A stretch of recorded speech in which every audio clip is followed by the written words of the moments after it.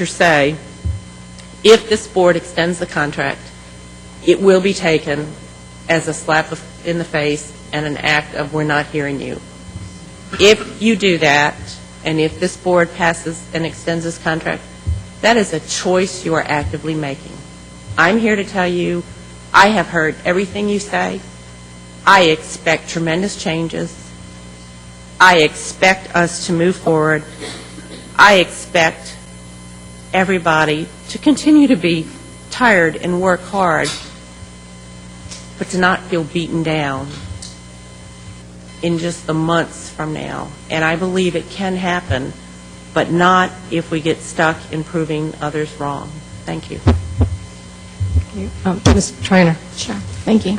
I have just a few words to recap our last few meetings. My overwhelming concern is where are we as a collective body of education? When Ms. Hobson came to us in October, Ms. Carson and I both went to her and asked her for her thoughts and solutions. In November, she rallied her troops, and with them came real, tangible thoughts and processes, workable actions we can move on, act on, and we have. By mid-month, we were in motion. Things were in process. Were we there? Did we have it all? No, absolutely not. But finally, your ideas and your fixes were on our table. We have mountains to move because you've been moving mountains.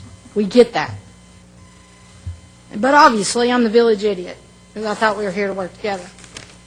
Last Wednesday started unbelievably strong. Great ideas on Arts 360, which is very dear to me as a person who fought as a parent to bring art to elementary schools in Knox County, because when my kindergartner was here, it didn't exist unless you were in some very affluent school that had parents that did it for you. My very own David Grant was spot on, Mount Olive teacher.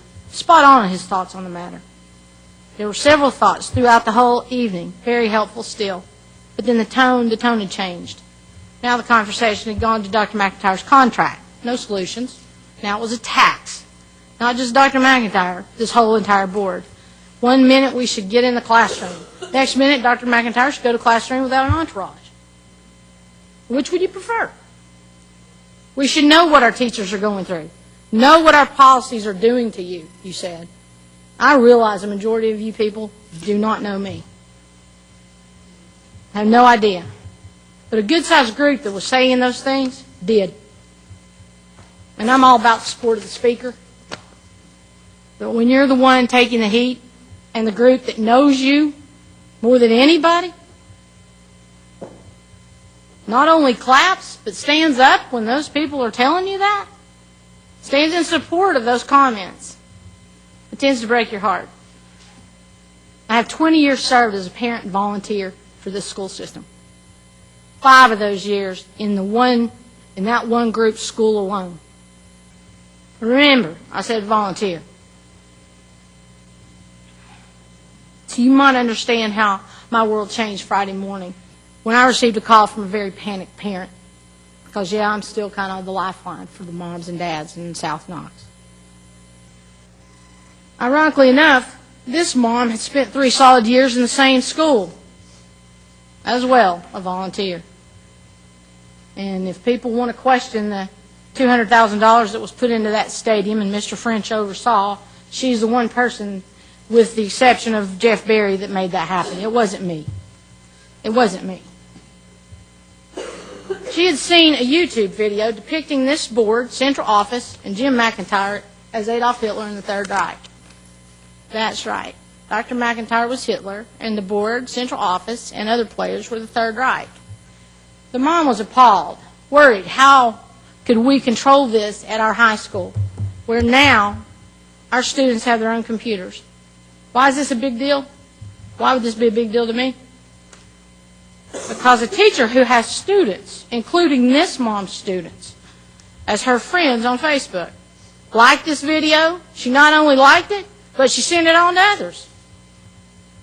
I stopped dead in my tracks as a school board member last Friday. I reverted straight back to Mom. The Board of Education, Central Office, and Dr. McIntyre now, we're the direct comparison to the German Holocaust and the genocide of 6 million Jews. Well, she taught my son. The son, the grandson, the great and great-great-grandson of Jews. What if he saw her post? What is this? Where are we as educators? This is humor in the midst of your despair? Then to add more fuel to this fury, to this fire, this mother in her efforts to stop this behavior asked that a letter be sent to the Dr. McIntyre and the board, which was done. It was to the board. She asked for it for confidentiality for her children's sake. Not her own, her children, and her children's safety. If you could read at a third grade level, which we all aspire to make that happen, you would have understood her wishes. But this board member right here, he paid no attention to that at all. Sent it straight to his teacher friends, and they bantered it back and forth like a dead rat all night long on Friday. Mom of students, my constituent, mom of students in my school, had her wishes dismissed as if they had never been asked by this gentleman right here. Was it because I sent it on her behalf? Or was it just for fun of breaching someone's trust?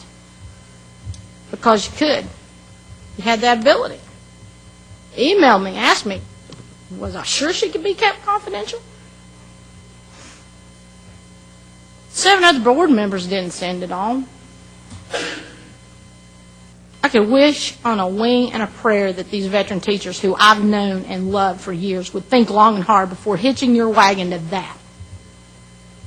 The bigger, more important wish is that you wouldn't inflict this type of behavior and representation on our younger teachers that don't know everything that they think they know. There's a way that this can be done, that we can move towards what you need, towards your repairs. We can be that collective body of education. You've tied this to politics, and there's no room for politics in education. Funny, right? Yeah, it is funny. In the life of a child, there's really no room. There's a good man sitting in this room that said that to me one of the first times I met him. His name's Jim McIntyre. Yet here we are, teachers who know me, teachers who don't, will now see me as their enemy if I vote for this extension, or probably just because now. You've tied it to my ability to serve a community that I love, that I stayed in when everyone else was leaving in droves. When I kept my children in a school, when at the time the very teachers in that school asked me why I kept my kids there. My husband and I dug in deep. We built parent groups where there weren't any. Parent groups that are still thriving there today. This particular group of teachers held me up and wanted me to be their board member, wanted me to be their school board member, put out yard signs for me, walk the streets for me. The board member they had couldn't even set foot in their school. How ironic. How ironic. And now my vote tonight could end that representation. We had 5 areas to evaluate this man on. And of those 5, he has either met or exceeded what was there. Can you not fathom that a vote against him is saying that you haven't done the work, that he hasn't done the work? I'm not saying that. Because if you haven't, who has? You're the ones doing the work. You're the reason we're moving forward. This is not just about Jim McIntyre. This is about our school system, our collective body of education. I will apologize to my community for one thing, for coming to an elected seat and not having the first idea about being a politician. I thought a school board member needed to know schools. That's what I brought to this seat, a huge love for kids and for teachers. And I mistakenly thought those were the tools I needed. So if all the threats that are coming my way, and the 3 notes, whoever put those on my door today before I came, just because I had to go take my dog home before I came here to sit here all night. The 3 notes scribbled, your vote tonight's your vote in the primary or whatever. So if all those threats are coming from people who don't know me, and the few who do, are true. I may have no more than a few months left to serve here. However, I'd love that to be my community's decision, not the decision of a political backing from another district that has no other interest in my community other than a sheer hate for me.